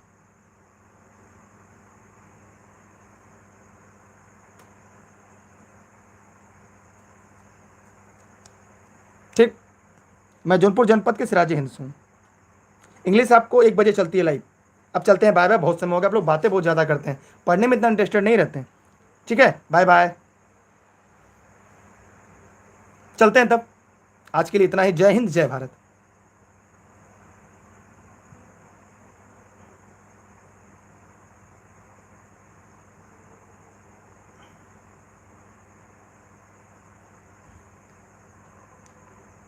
ठीक,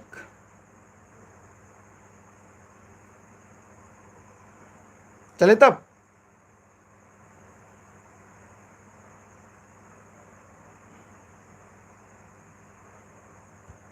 चलते हैं तब, सभी लोग नोट्स बनाते चलिएगा। घड़ियाल परियोजना राजस्थान, मध्य प्रदेश, उत्तर प्रदेश में है भैया, ठीक है। ये चंबल नदी में सबसे ज़्यादा पाया जाता है, जैसे कोर क्षेत्र लगभग चंबल नदी है। नहीं, चंबल नदी में सबसे ज़्यादा पाया जाता है, अगर चंबल नदी का नाम आ जाएगा। वैसे उत्तर प्रदेश, मध्य प्रदेश, राजस्थान है। ठीक, हम चलते हैं, बाय बाय। वीडियो को शेयर जरूर कर दीजिएगा। राशिद जी, मैं जौनपुर से हूँ, सिराज हिंद से।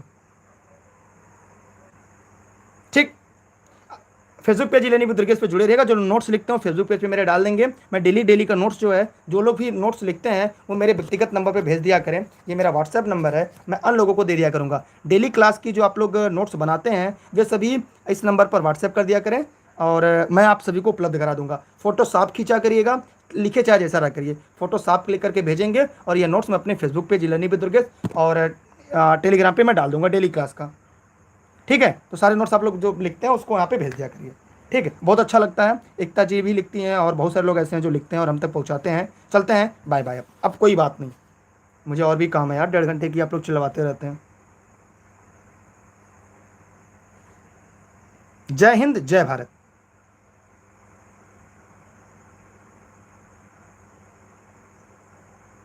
कोचिंग में राशिद जी नहीं पढ़ाते, असिस्टेंट प्रोफेसर हैं। राशिद जी असिस्टेंट प्रोफेसर हुए हैं इस बार, कोचिंग नहीं पढ़ाते हैं। राशिद जी कोचिंग नहीं पढ़ाते, असिस्टेंट प्रोफेसर हुए हैं। जी हाँ।